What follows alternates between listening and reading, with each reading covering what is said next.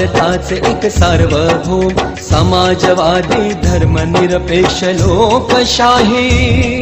गणराज्य घडवण्याचा त्याच्या सर्व नागरिकास सामाजिक आर्थिक व राजनैतिक न्याय विचार अभिव्यक्ती